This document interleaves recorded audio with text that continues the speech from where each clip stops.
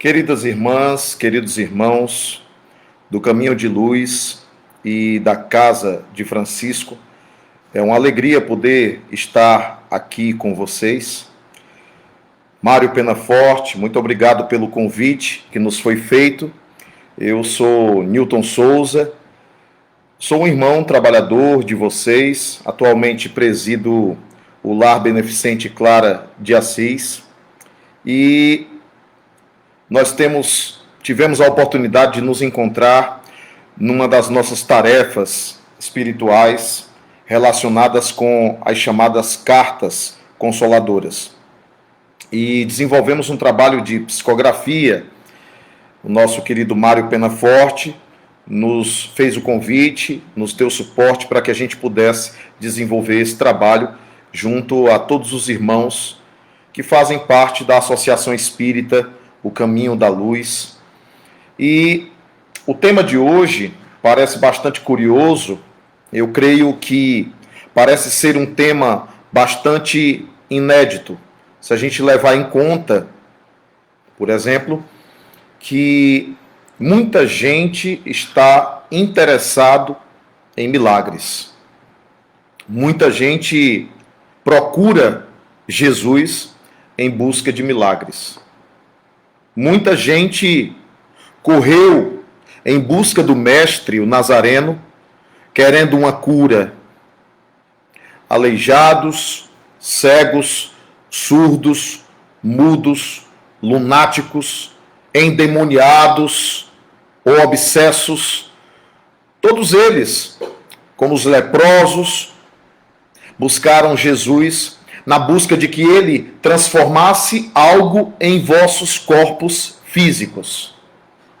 E os relatos dos evangelhos sinóticos são muito claros em detalhar como isso se deu, como isso aconteceu.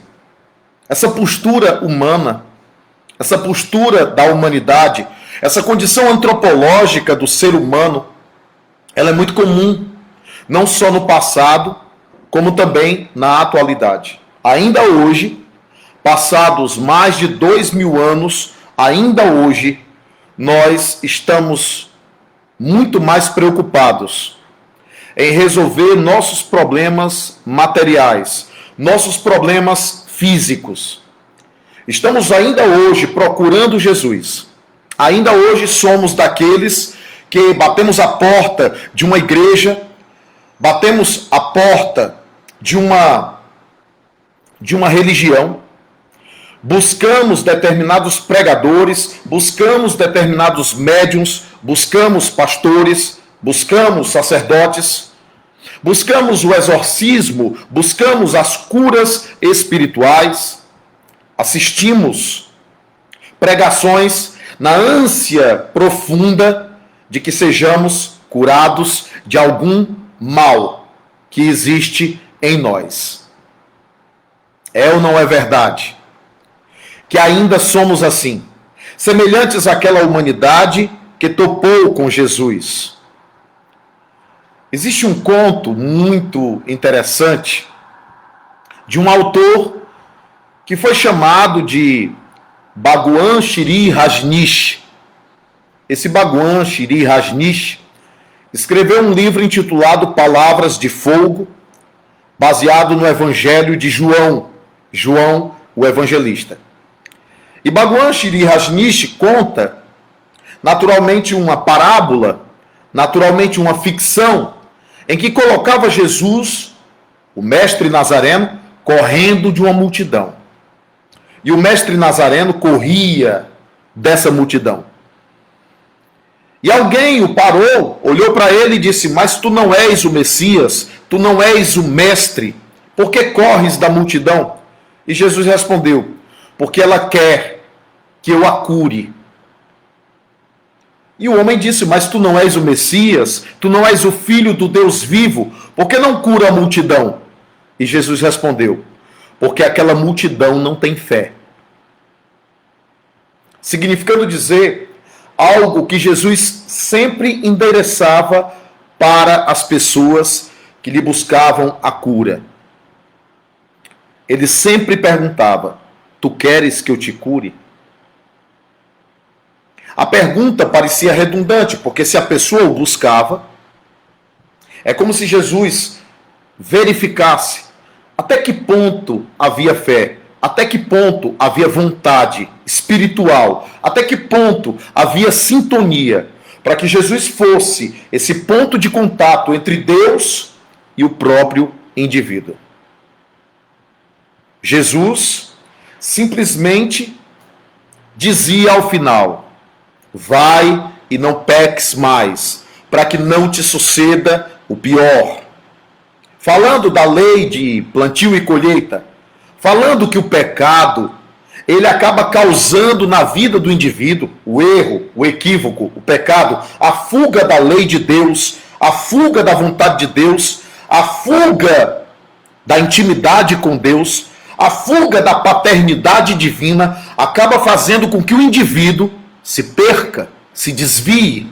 E o desvio gera doença, gera enfermidade, gera o descaminho, gera o tumor, gera o problema.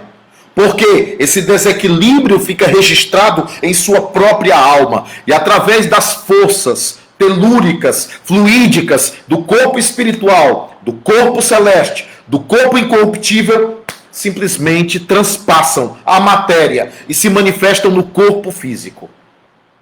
Por isso ele dizia: vai e não peques mais, para que não te suceda o pior. E ainda outra frase clássica de Jesus que nós deveríamos aprender: a tua fé te salvou, a tua fé te curou. Essa frase também é sintomática, porque Jesus está falando da fé do indivíduo. A fé que é aquela postura interior da ausência total de dúvida. Porque quando recorriam a Jesus, recorriam na certeza plena de que ele poderia curá-los. Assim, foi com inúmeras personagens que abordaram Jesus nos evangelhos, registrados nos evangelhos sinóticos e até nos evangelhos apócrifos, que contam aproximadamente hoje 73 evangelhos apócrifos.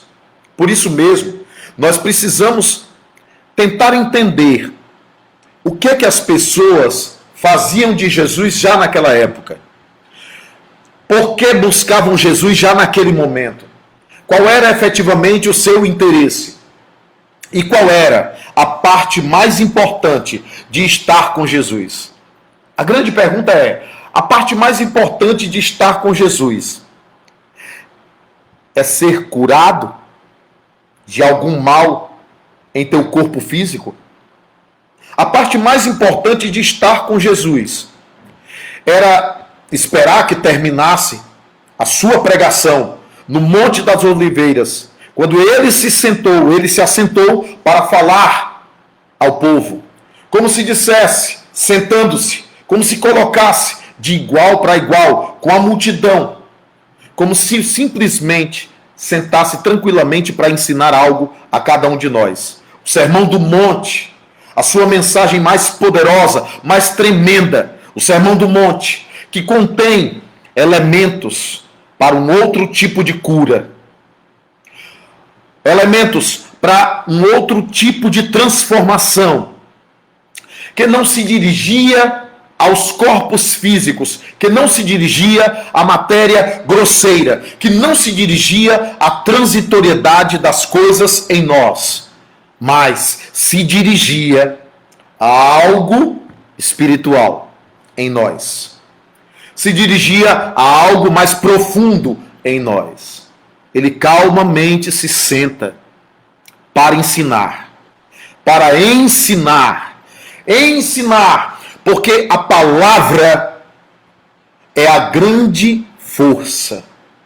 É pela palavra e é pelo escutar, é pelo ouvir que o indivíduo sai, se retira do antes para alcançar um depois. Se retira de um passado para alcançar um amanhã. Se retira do Egito para ultrapassar o Mar Vermelho na direção de uma renovação, de uma nova vida.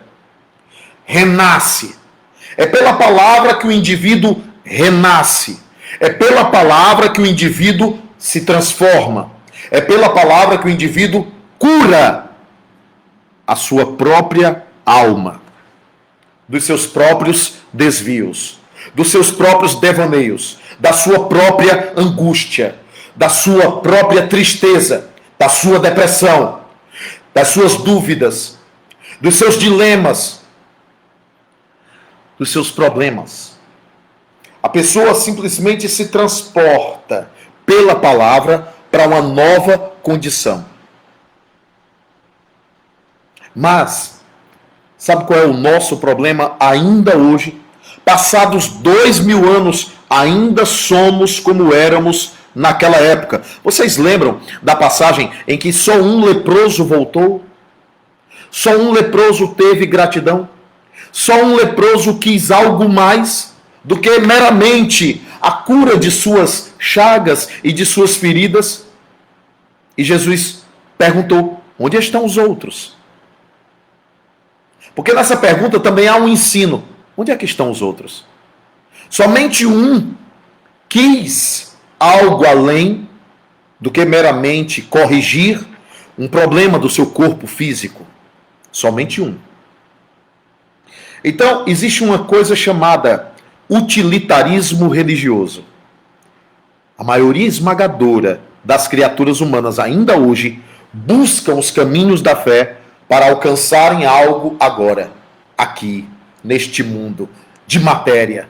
Alcançarem uma bênção material. Muitos estão em busca de um equilíbrio financeiro, muitos estão em busca de curar o câncer, muitos estão em busca de curar uma enfermidade. Por que não falar da panaceia religiosa que se tornou recentemente o Covid? De pregadores falando que tinham cura para o Covid. De médiuns dizendo que receberam mensagens de Bezerra para colocar um esparadrapo. E a partir daquele horário, no esparadrapo, doutor Bezerra ia curar, ou ia isolar, ou ia fazer a pessoa ficar imune ao Covid. Eu creio que todos vocês andaram acompanhando isso nas redes sociais. Inúmeras mensagens mediúnicas, inúmeras mensagens proféticas de pastores, inúmeras mensagens até de sacerdotes, falando das possibilidades de cura. Quando a cura, Deus irá permiti-la, possivelmente através de uma vacina. E não por meio desses aspectos ou desses instrumentos. Mas isso é só um exemplo que nós estamos dando de como ainda somos, do que ainda somos, de como ainda nos comportamos, de como Deus tem sido usado por nós, de como nós estamos usando Deus em nossas vidas, de que não há um interesse efetivo de transformação interior, de cirurgia moral, que nós estamos negociando com Deus, indo em busca dos templos, das igrejas, dos grupos espíritas para receber algo de material. Problemas familiares nós queremos resolver nas mediúnicas. Os problemas familiares são resultado muitas vezes da personalidade de cada membro da família, e nós vamos buscar misticamente a solução lá, quando a solução está na mudança daquele familiar, no perdão que devemos liberar, no perdão da pessoa em relação a nós, numa outra forma de convivência que deveríamos estabelecer, numa mudança de hábito que deveríamos proceder, mas nós continuamos depositando dentro dos templos uma responsabilidade, atribuindo para Deus um utilitarismo, negociando com Deus e não o adorando em espírito e verdade, e não nos relacionando com Deus para uma vida aqui na terra diferenciada a partir do nosso próprio comportamento. Senhores, senhoras, jovens, amigos que estão nos assistindo através das redes sociais, através do canal do YouTube da Casa de Francisco, através do Facebook desta casa, a Associação Espírita O Caminho da Luz. Essa palavra que nós estamos dirigindo a vocês tem uma função: fazer a gente refletir sobre como estamos sendo utilitaristas e como estamos apequenando Deus diante de nós e como estamos usando Deus em favor de nossos caprichos, de nossas questões puramente materiais, comezinhas, rasteiras deste mundo, sem sequer perguntarmos o que Deus quer de nós. O que é que a inteligência suprema, causa primária de todas as coisas, quer de nós? Qual é o propósito de Deus para nossas vidas? O que é que temos dado, já que a gente tanto pede? E já que a gente enche tanto a boca naquela frase do Pai Nosso: venha a nós o vosso reino, venha a nós o vosso reino. Estamos sempre pedindo. Mas o que estamos dispostos a dar? O que estamos dispostos a oferecer? É antropológico. No passado, vocês se lembram de Caim e Abel? Fizeram oferendas. E você vê Caim matando Abel por causa de uma oferenda. No passado se acreditava que nós tínhamos que fazer oferendas a Deus. E oferendas na forma de animais. Oferenda na forma de frutas. Oferendas. Que até hoje tem gente que faz oferenda para espíritos. Sim, o culto da oferenda, o uso da oferenda, ou transformar Jesus em oferenda, quando Jesus está solicitando algo de nós também, uma oferenda nossa também, uma oferta nossa também. E qual seria a oferta que Jesus está nos pedindo? As oferendas do passado, elas estão no judaísmo, que é base do próprio cristianismo. E a nossa relação com Deus é só através da oferenda? Deus, eu vou te dar algo aqui no altar para tu fazer algo por mim. É uma troca? É um negócio? Você se recorda que Jesus se exaltou, se indignou diante dos vendilhões do templo? E nós não temos nos comportado de maneira utilitária. Não, porque Deus nos serve para algo, né? Deus nos serve para algo. Deus nos serve para poder dar equilíbrio para a nossa família. Não, ele tem que existir. Ele tem que existir para nos servir. Mas você se perguntou qual é o serviço que você deve a Deus? O que é que verdadeiramente você deve oferecer a Deus? Então, é um questionamento que a gente faz sobre a relação com Deus. Eu sei que as palavras estão sendo duras, eu sei que a mão está pesando, mas eu penso que passaram mais de 2000 anos, e ainda assim nós continuamos na mesma. Ou não é verdade que existem inúmeras filas para os médiuns curadores? Ou não é verdade que a fila para a cura é maior do que a fila para o evangelho? Que a fila para a cura é maior do que a fila para o estudo doutrinário, o estudo da mensagem, o estudo do Consolador. Não percebem que só nisso a gente já denota, a gente vê claramente que estamos muito mais preocupados com os nossos corpos físicos. Estamos muito mais preocupados com a nossa estrutura física do que com a alma, enquanto no corpo, e o espírito, que seremos fora do próprio corpo. Então muita gente vai atrás do pastor para pedir a bênção.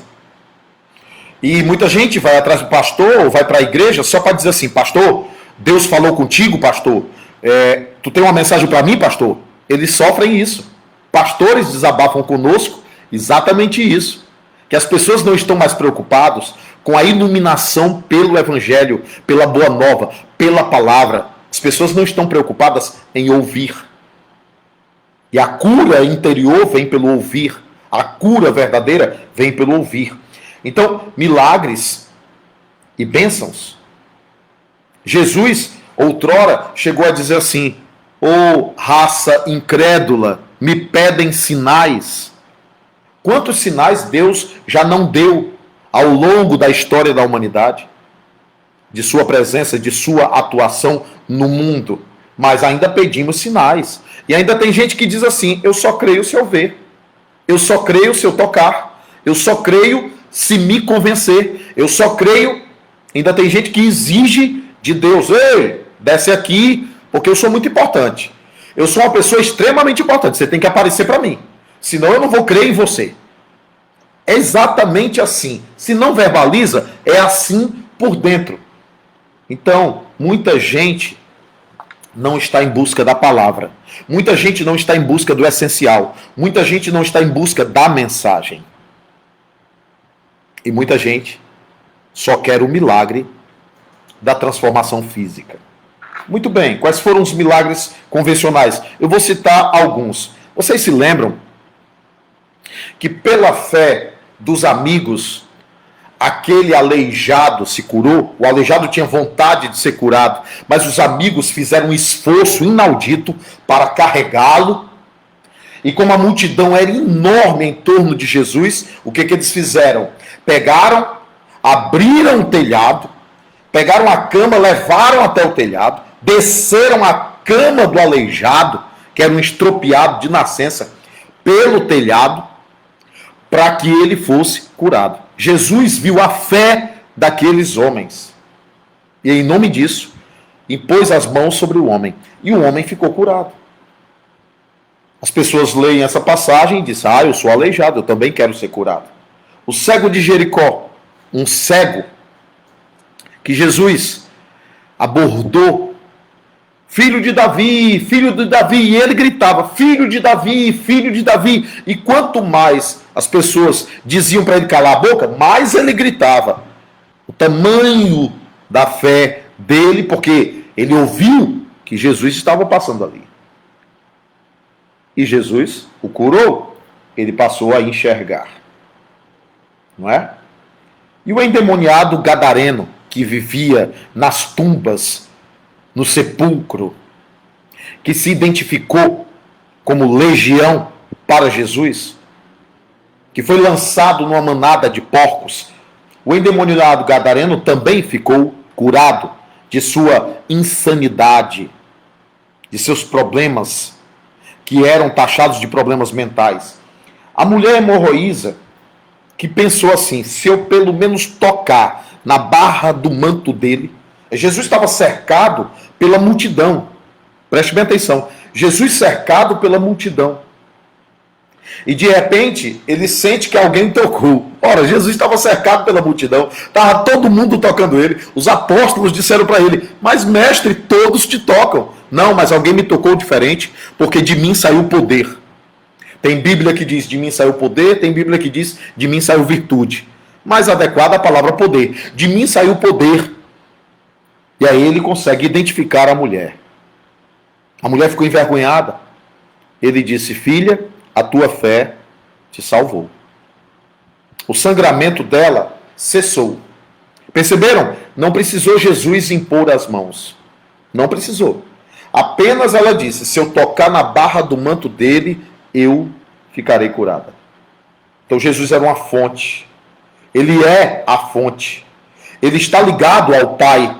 E o Pai ligado a ele, ele é a fonte. E bastou que tocasse para que ela tivesse a cura.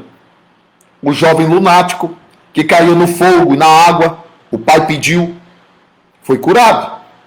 Os 10 leprosos, e um só voltou. Milagres que nós já ouvimos falar várias vezes, através do Evangelho segundo o Espiritismo, através de inúmeras pregações, nas missas dos sacerdotes, através de algum pregador cristão, ortodoxo. Isso aqui é ressaltado como sendo o extraordinário de Jesus e que por isso, só por isso, ele deveria ser o Filho de Deus, o Messias, o Salvador esperado pelo povo judeu, conforme as profecias de Isaías. Mas, e Zaqueu? As curas invisíveis de Jesus.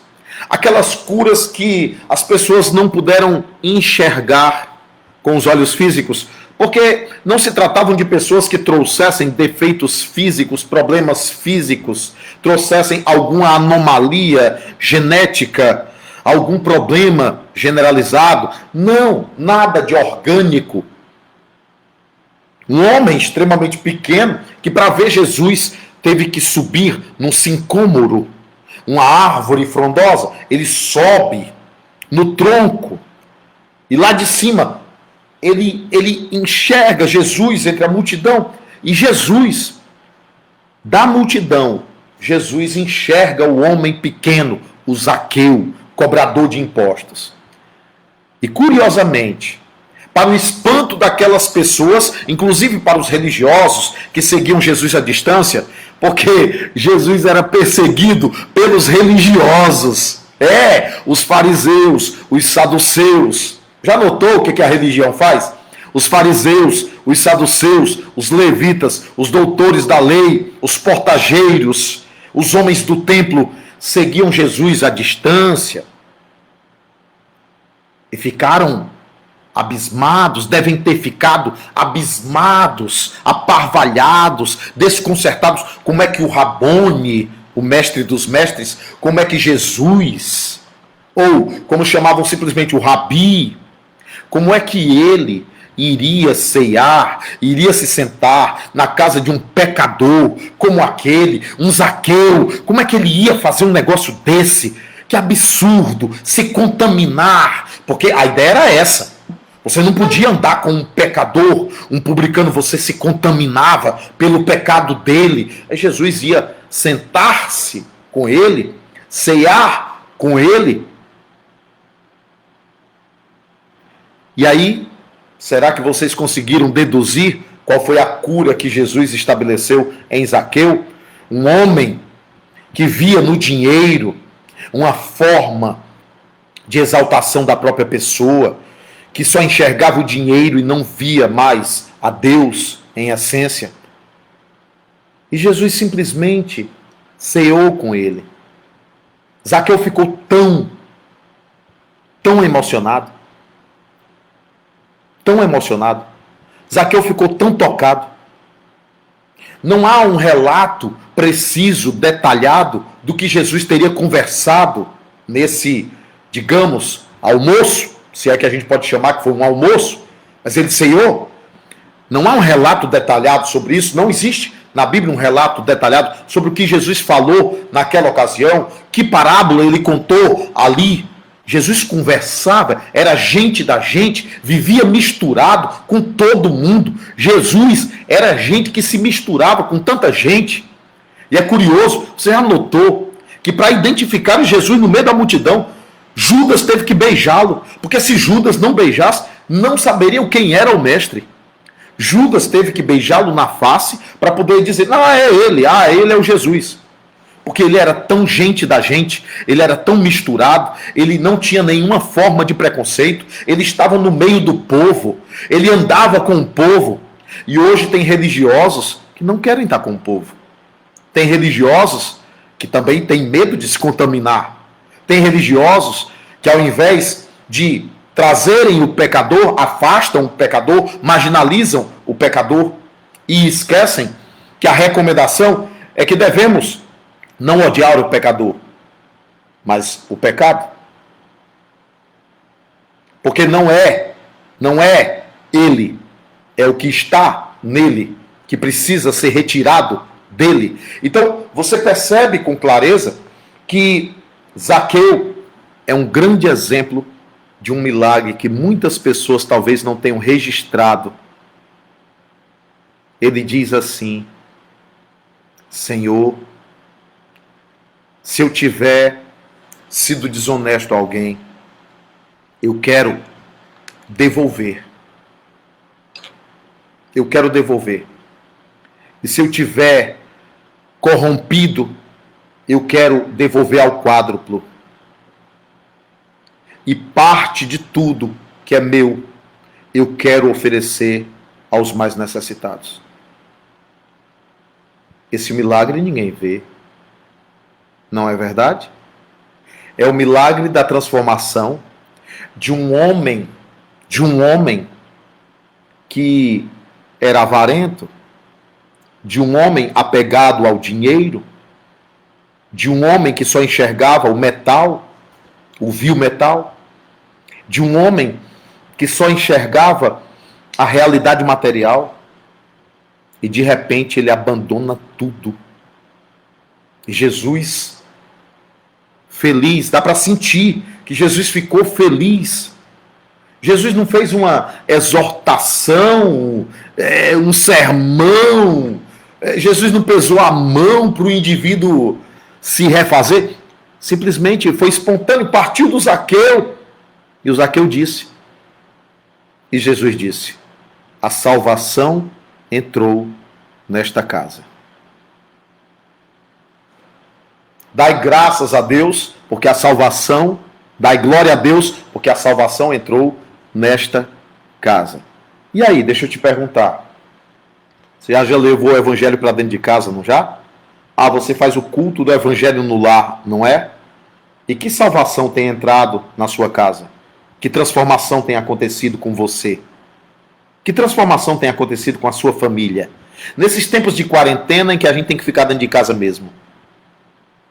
Você tem levado Jesus para dentro de casa? Tem convidado Jesus para cear com você, para estar com você, para conviver com você, para sentar com você, para orar com você? Tem alguma transformação acontecendo em você? Ou você ainda está esperando outro tipo de cura? Ah, cura meu irmão, porque meu irmão é muito difícil. Meu Deus, dá um jeito. Eu não aguento mais conviver com meu irmão. Ah, meu pai é muito difícil, vive no alcoolismo. Ei, médium fulano de tal, ora pelo meu pai. O que é que você tem feito? Tem transferido? Tem transferido para os outros realizarem aquilo que está em suas mãos, porque ele não é teu pai por acaso? Tem transferido para os templos a solução dos seus problemas, quando Deus quer usar você por instrumento de transformação da tua própria vida e a partir da tua vida transformar a vida de outras tantas pessoas? Quem é que você tem trazido para perto de Jesus, principalmente através dos teus exemplos? Porque falar todo mundo fala. Ô, coisa fácil é o que eu estou fazendo aqui. Que coisa fácil é ser palestrante. Ah, que coisa fácil é ser pregador. Que coisa fácil é falar. Difícil é praticar. É realizar. É se colocar por instrumento dele na vida de alguém. Zaqueu. E a mulher adúltera? Você já se perguntou a cura que ela pode ter recebido? Porque ela adulterou, ela falhou, ela errou. Não se trata de uma questão religiosa, não. Se trata de você simplesmente não respeitar um outro ser humano que depositou a você amor, sentimento, carinho, devotamento, algo do tipo. Nós não conhecemos o marido dessa mulher. Ah, mas se ele for um homem ruim, que batia nela, e se ele for isso e aquilo, a grande pergunta, precisa descer ao nível dele? Mas todos podemos falhar, não é verdade? Todos podemos adulterar, não é verdade? Todos podemos nos desviar, não é verdade? Qual foi a cura que ela recebeu de Jesus? Porque todos condenaram ela, mas quando Jesus disse: atire a pedra quem estiver sem pecado, foram saindo dos mais velhos aos mais jovens, e ficou só Jesus. E Jesus, que poderia ser o juiz do céu, e Jesus, que poderia julgá-la e condená-la ao fogo do inferno, Jesus simplesmente diz: eu também não te condeno. Mas ele volta a dizer: vai e não peques mais, para que não te suceda o pior. Chamando o indivíduo à sua própria responsabilidade, à sua autorresponsabilidade. O que deve ter acontecido no interior daquela mulher? Que tipo de reflexão ela pode ter feito naquele momento? Que tipo de reflexão ela pode ter estabelecido naquela ocasião? Que tipo de renovação de vida ela pode ter feito? Ah, falam dela, mas não falam do homem que se deitou com ela. Cadê o homem que se deitou com ela? Que também estava adulterando. Se ela era mulher adúltera, quem foi que se deitou com ela? Ah, mas só aparece a mulher. E o homem não. O homem escapa. Na sociedade machista do passado judaico, como na sociedade machista ainda contemporânea, misógina, simplesmente o homem escapa. Só falam da mulher. E quem foi o homem que deitou com ela? Ninguém fala do homem que deitou com ela. Não é verdade? Reflitamos. E Saulo? Saulo. Porque Saulo, Se você pensar quem era Saulo, era um homem dogmático. Quem era Saulo era um homem movido pela teologia. Quem era Saulo era um religioso. Extremamente religioso. Era uma espécie de doutor da lei. O maior orador do Sinédrio. Um homem dotado de um orgulho extraordinário. E Jesus faz ele cair do cavalo. Na estrada de Damasco, ele cai do cavalo, ele rola no chão, ele vê um clarão, ele cega. Talvez porque já estivesse cego, de tanta letra que mata, ao invés de espírito que vivifica, ele simplesmente já estava cego. Aquela cegueira física, aquela escama de seus olhos, era apenas a formalização da cegueira religiosa dele, porque assim são os religiosos, cegos que conduzem outros cegos para caírem no abismo das inverdades, das mentiras fabricadas, dos dogmas, das condenações fáceis, do dedo em riste na direção da vida do outro. Simplesmente Saulo também sofreu um milagre transformador. Eu não me refiro ao milagre de Ananias ter imposto as mãos sobre ele e as escamas dos olhos terem caído. Eu me refiro à transformação desse homem velho, perseguidor, para receber 40 chibatadas em nome de Jesus. Para ser picado por uma víbora venenosíssima na embarcação. Para naufragar, para ser preso em Atenas. Para sofrer a vergonha de não ser escutado na Grécia. De não ter conseguido fundar uma igreja na Grécia. Só muito posteriormente que aconteceu. Então, Saulo também sofreu um milagre invisível. Muitos falam da transformação dele como se fosse instantânea e esquecem que ele ficou pelo menos 2 anos no oásis de Dan, junto a um casal, o casal Áquila e Prisca, ou Priscila, lendo, meditando, refletindo, se refazendo. Porque só há transformação se houver reflexão, se houver confronto. Só há transformação se você confrontar-se com o Evangelho, com ele, com a presença dele, com a sua mensagem, com a sua palavra. Eu não sei como é que essa mensagem está chegando a vocês. Eu não sei. Eu apenas estou seguindo aqui as orientações espirituais e falando, e abrindo a boca, e deixando falar. Mas eu queria citar um outro milagre que acontece ao lado da cruz. Vocês se lembram de Dimas? Conhecido e cognominado de o bom ladrão. Dimas, o bom ladrão. Já notou a humildade do Dimas? Ele diz até assim: Senhor, quando estiveres no paraíso, lembra-te de mim. O milagre do arrependimento. Porque muita gente diz que se arrependeu, mas só o arrependimento verdadeiro é que produz mudança. E arrependimento verdadeiro não é viver, eu sou culpado, eu sou culpado, eu sou culpado. Viver de drama, se vitimizar, usar o próprio pecado para se autopromover. Eu sou muito pecador, eu sou muito errante, eu sou muito falho. Não. Isso é engodo, isso é engano. Eu falo de uma verdadeira condição de confronto consigo mesmo. Um verdadeiro arrependimento que precisa de falar o que fez. Falar o que fez para alguém. Reconhecer o próprio erro.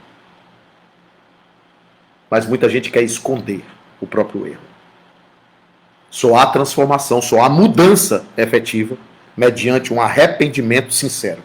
Muitas almas que estão nos umbrais, perdidas, elas só são resgatadas depois que se arrependem.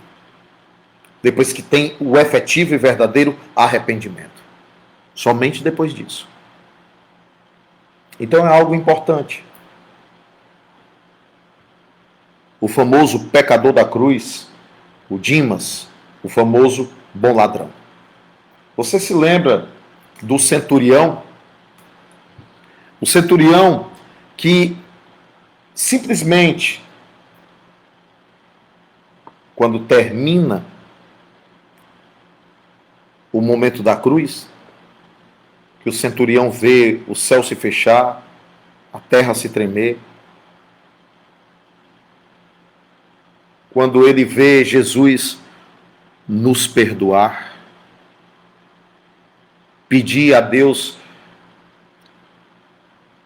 dizendo que a gente não sabia o que fazia, esse centurião, ele disse assim: realmente, este é o Filho de Deus.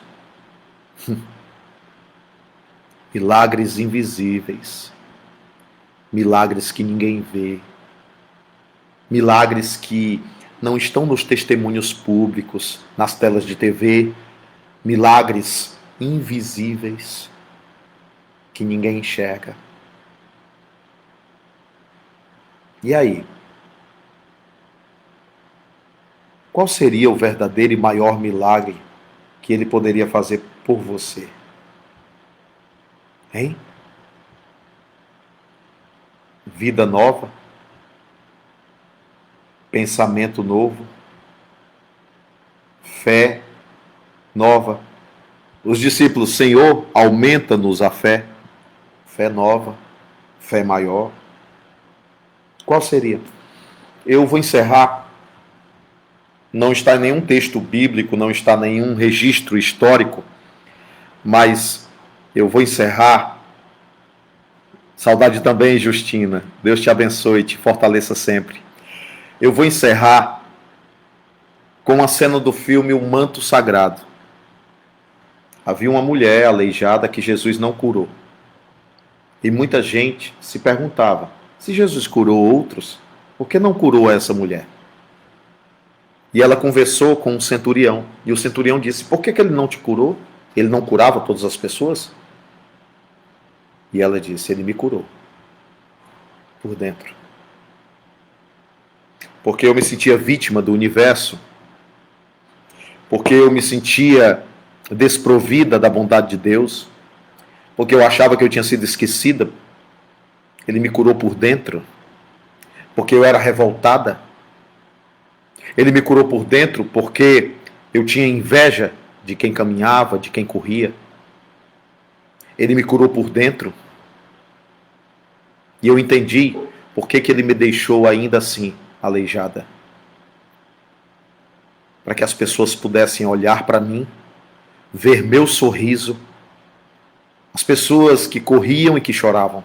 As pessoas que andavam e que eram depressivas. Para que elas pudessem me ver e enxergar a presença dele através do meu sorriso, da minha alegria e da minha felicidade, independentemente de poder andar ou não. O que ele me entregou foi maior do que se ele tivesse me dado o movimento das pernas. Foi muito maior.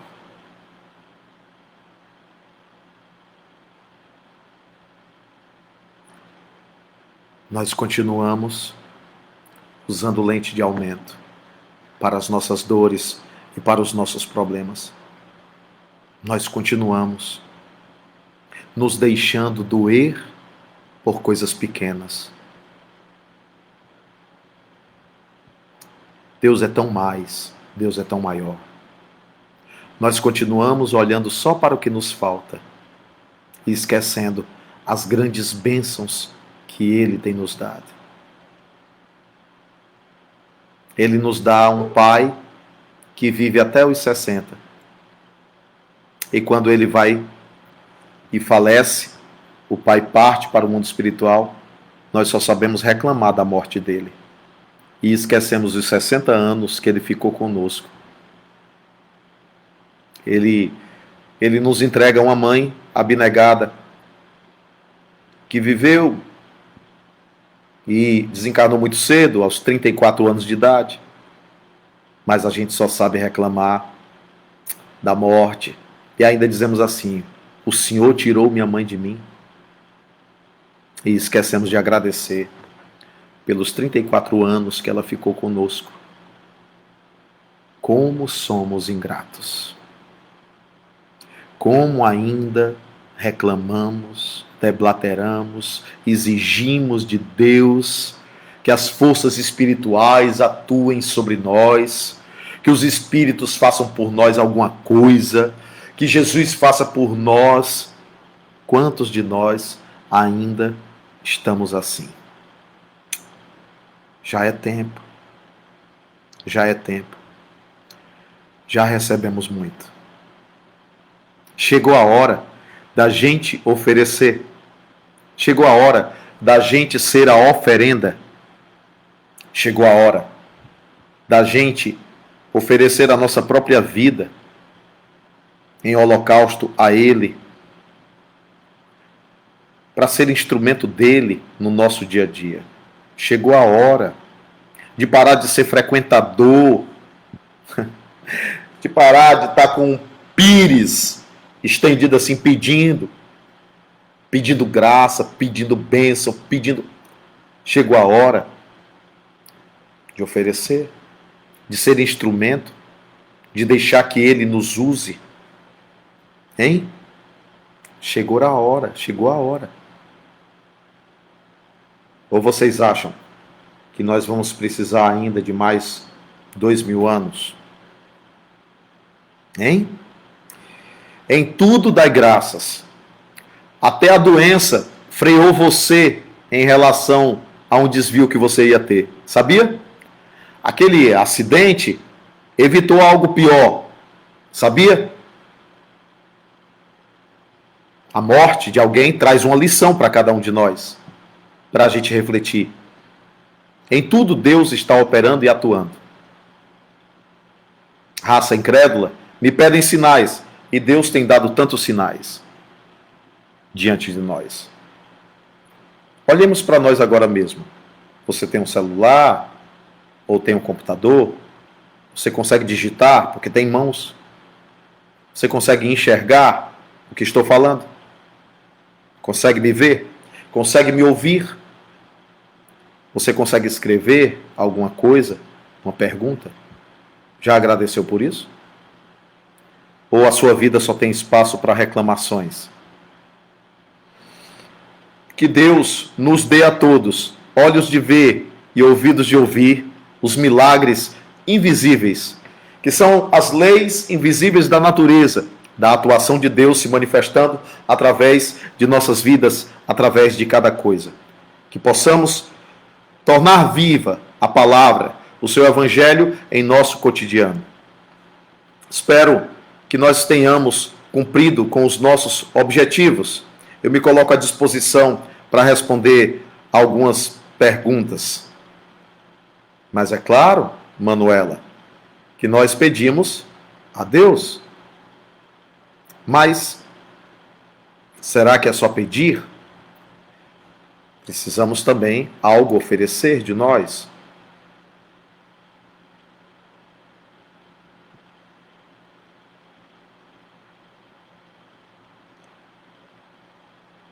Alguma pergunta? Estou olhando aqui o chat.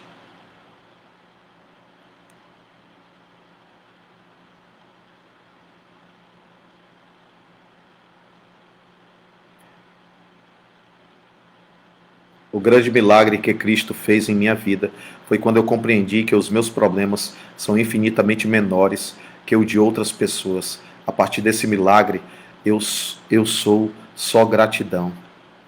É isso, Melry Oliveira. É isso. É verdade, viu? Que Deus te preserve assim e que você possa ser mensagem na vida de mais alguém.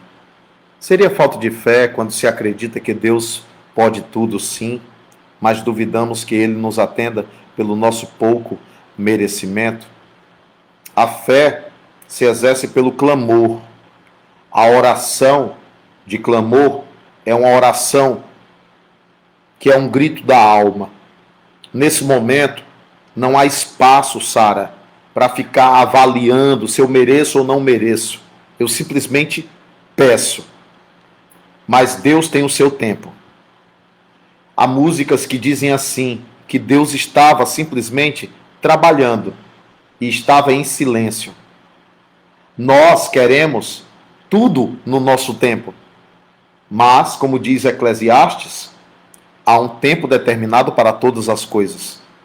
Às vezes, a nossa espera é o silêncio de Deus trabalhando.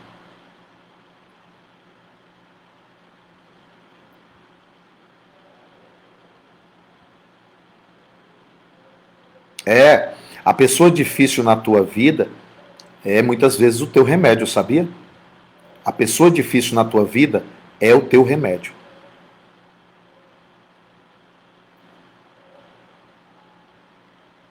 Paulo Silva pergunta assim: tem alguma coisa a mais que possamos fazer além da oração para que Deus nos mostre mais claramente a um sonho que está me aparecendo? Eu não consegui entender direito a pergunta, Paulo, me perdoa a minha limitação, mas vamos tentar parar de imaginar que a oração em nossa vida deve ser uma prática de troca com Deus.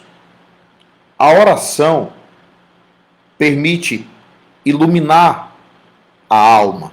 A oração permite conexão para uma melhor escuta.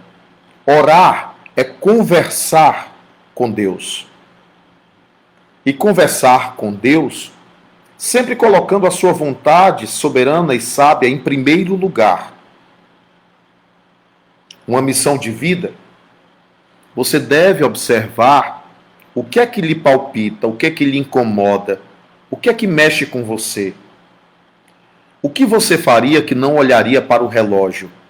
Você deve também se auto-observar para descobrir, Paulo, qual é a sua tarefa sobre a terra. Se você não descobrir, você deve buscar recantos e ambientes em que você possa entrar em contato com crianças, com idosos, entrar em contato com pessoas, tentar perceber o que sua sensibilidade lhe diz.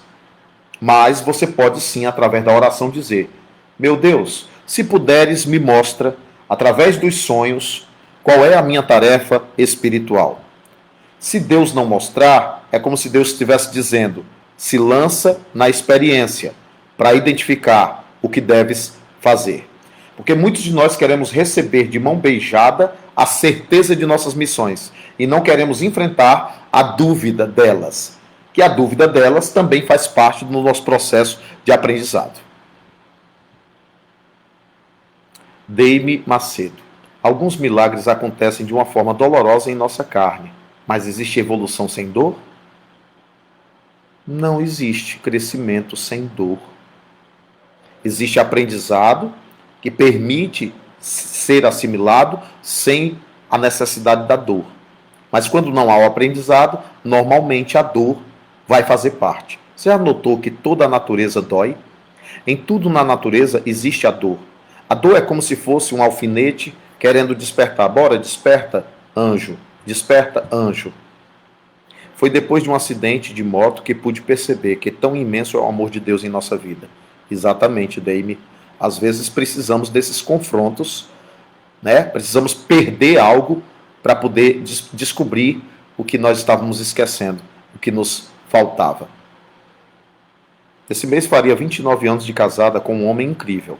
É errado eu homenageá-lo em seu aniversário? Através da oração, nós podemos dirigir o nosso sentimento sincero e verdadeiro àquela pessoa. Não se trata das coisas que fazemos aqui fora, se trata mais do que fazemos aqui dentro, tá? Muitas vezes nós estaremos criando uma homenagem externa.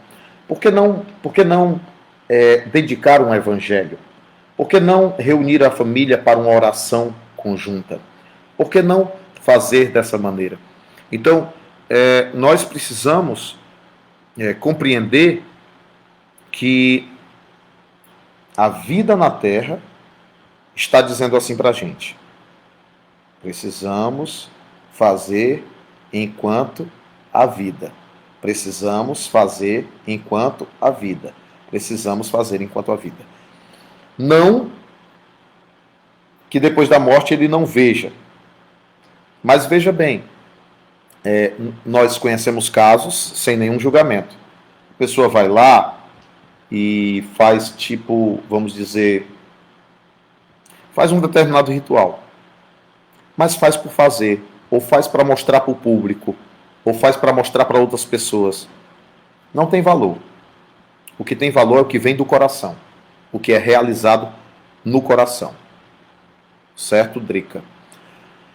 Adelmo, Newton, temos presenciado o desencarne de pessoas jovens pelo Covid, enquanto temos visto a recuperação de outros. Como age a lei divina nesses desencarnes? A partir da história de cada um.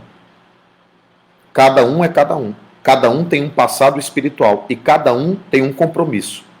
Muitas pessoas que estão desencarnando nesse período, eles tinham programação espiritual para o desencarne nesse período. Quem não desencarna, não. É como a pessoa que ia pegar o avião e perdeu o voo e o avião caiu. Ela não tinha que passar por aquilo verdadeiramente. Jesus conhece cada um de nós. Dênia Davis. Jesus conhece cada um de nós. Sabe de todas as nossas fraquezas.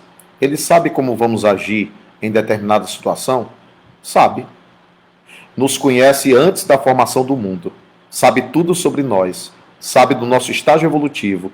Sabe o que pensamos antes da gente pensar. Nos sopra algo para seguirmos no caminho certo? Jesus está sempre endereçando os melhores pensamentos e vibrações na direção de todos nós.